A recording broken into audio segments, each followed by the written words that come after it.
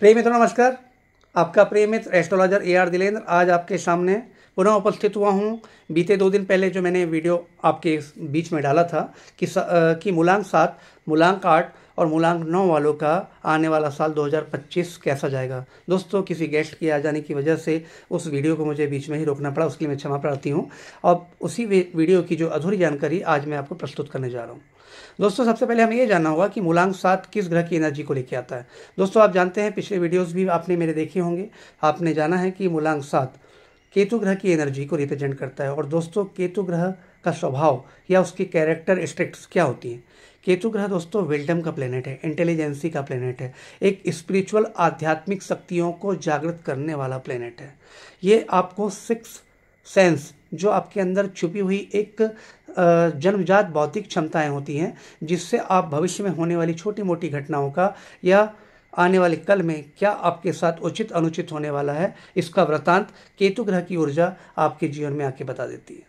तो मतलब एक बहुत इंटेलिजेंसी से जुड़ा हुआ और स्पिरिचुअल नॉलेज और विजडम से जुड़ा हुआ प्लेनेट है, जो आपको सकारात्मक ऊर्जा का प्रभाव देता है। अब बात करेंगे दोस्तों कि साल 2025 किस किस ग्रह की एनर्जी या किस अंक की एनर्जी को लेके आ रहा है। तो आप दोस्तों सिंपल है, 2025 को आप आपस में टोटल कर लीजिए। पहला डिजिट है 2, फिर है सेकंड 0, फिर है 2, फिर है 5। 2 0, 2 + 0 2, फिर अगेन 2 + 2 = 4 एंड 4 + 5 = 9। मतलब साल 2025 9 ग्रह मतलब मंगल ग्रह की एनर्जी को रिप्रेजेंट करने जा रहा है।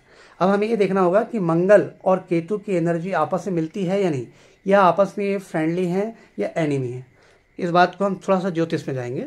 ज्योतिष में भी मंगल केतु का अंगारक योग माना गया दोस्तों, जो फाइनेंशियल नुकसान और धोखेबाज व्यक्तियों से जुड़वाने का कार्य करता है। यह गलत फ्रेंड सर्किल में इन्वॉल्व करके आपका फाइनेंशियल, मेंटल और फिजिकल बहुत सारी चीज़ों का हरासमेंट करवाता है।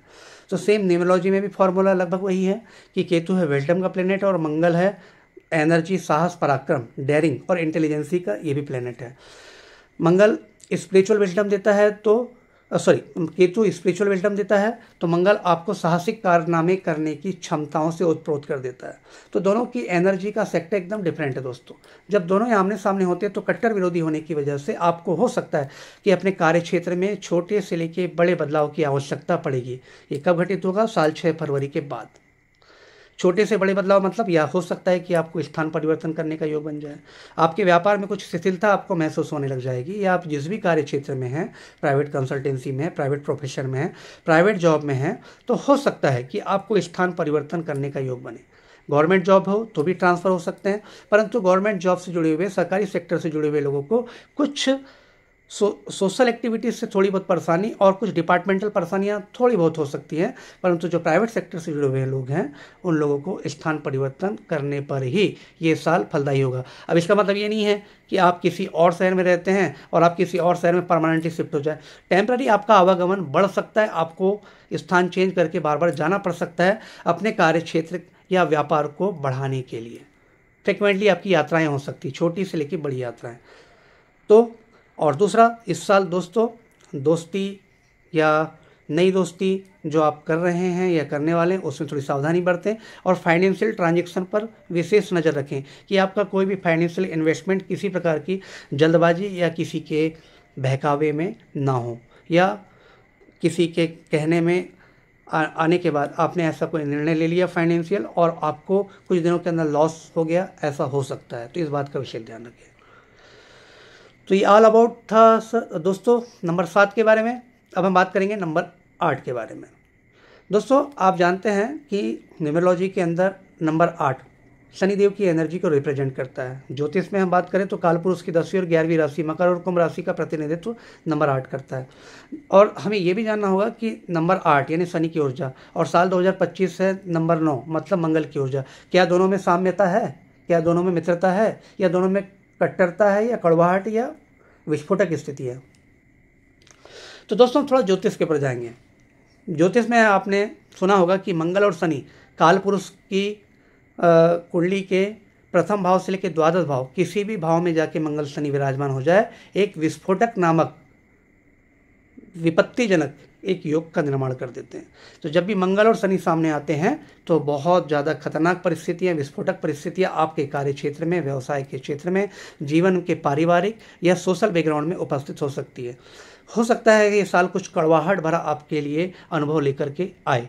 हो सकता है आपके फ्रेंड सर्किल में कुछ मनमुटाव की स्थितियाँ बने, चलते हुए व्यापार में अटकाव या कुछ तकलीफ़ों के बाद कार्य सिद्धि का योग बने।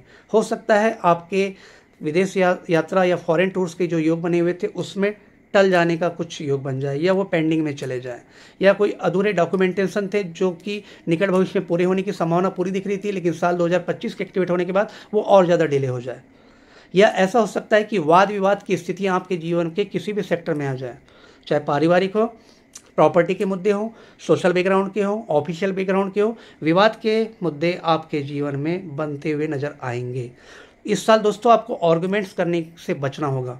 यदि आप किसी प्राइवेट जॉब में हो, प्राइवेट कंसल्टेंसी में हो, या सरकारी कार्य क्षेत्र में किसी सरकारी नौकरी में हो, या सरकारी किसी कार्य क्षेत्र के अधिकारी हो, आपको कोशिश करना है कि किसी भी प्रकार के आर्गुमेंट्स से आप बच करके कार्य करें, क्योंकि यही आर्गुमेंट्स आपको इस साल बहुत ज़्यादा नुकसान देने का प्रयास करेंगे। आपने इधर गलती की, छोटी सी चूक की कि सामने वाले ने आपकी गलती का 100 नहीं 1000% फ़ायदा उठाया। वो तो चाहेंगे ही कि इस साल आप जानबूझ के भूल चूक करें, गलती करें और हम आपकी गलतियों से आपका फ़ायदा उठा लें। तो दोस्तों नंबर 8 यानी मूलांक 8 वाले, शनि के अंक वाले जातकों को इस बात के लिए विशेष सावधानी बरतनी है। अब बात करते हैं दोस्तों नंबर 9 की। साल भी नंबर 9 का है दोस्तों और मूलांक भी 9 है। वैसे तो बहुत अच्छा होना चाहिए, क्योंकि इधर 9 उधर 9, एक तरफ मूलांक 9 मंगल की ऊर्जा वाला जातक और साल भी नंबर 9 वाला, तो होना तो बहुत अच्छा चाहिए। दोस्तों कुछ सकारात्मक पहलू भी हैं, कुछ नकारात्मक पहलू भी होंगे। सकारात्मक पहलू में ये होंगे कि आप किसी पुलिस सेवा में हो, मिलिट्री में हो, फायर डिपार्टमेंट में हो, सिक्योरिटी डिपार्टमेंट में हो, या किसी आर्मी सेवा में हो, या इसके छोटे प्रतिनिधि हो या बड़ा प्रतिनिधित्व करते हो, छोटी से बड़ी पोस्ट किसी में भी हो, तो ये साल दोस्तों आपको प्रमोशन देने जा रहा है। यदि आपके प्रमोशन अटके हुए थे या आपके कोई बड़े पेंडिंग वर्क रुके हुए थे तो इस साल 100% दोस्तों आपके काम बन जाएंगे। यानी फाइनेंशियल सेक्टर आपका एनहांसमेंट में आपका जा सकता है, परंतु दोस्तों इसी फाइनेंशियल एनहांसमेंट के सेक्टर में आपको कुछ नुकसान के भी सामने करने पड़ सकते हैं, क्योंकि जब 9 अकेला एंगर, क्रोध, आवेश, उत्साह ये आपको दे सकता है, तो जब 2 टाइम्स 9 यानी साल का 9 और आपके मूलांक के 9 आपस में जब मिल जाते हैं तो यहाँ पे भी विद्रोहक परिस्थितियाँ जन्म लेती हैं। यहाँ पे आपको आवश्यकता से अधिक आवेश से बचना होगा, आवश्यकता से अधिक क्रोध की स्थिति से आपको बचना होगा, जल्दबाजी या हड़बड़ी में किसी भी कार्य को करने से आपको बचना होगा।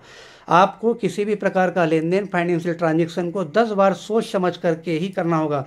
आप किसी को यदि उधार दे रहे हों या ब्याज का आप काम करते हों या किसी से आपको पैसा लेना हो तो समय रहते सावधानी से, प्रेम की भाषा से ही आपको पैसा लेना होगा। और अगर आप कोई बड़ा लेन देन इस साल करने जा रहे हैं तो दोस्तों 100% पैसे फंसने के भी चांसेस बनेंगे। पैसा आपका दिया हुआ इजीली वापस नहीं आएगा।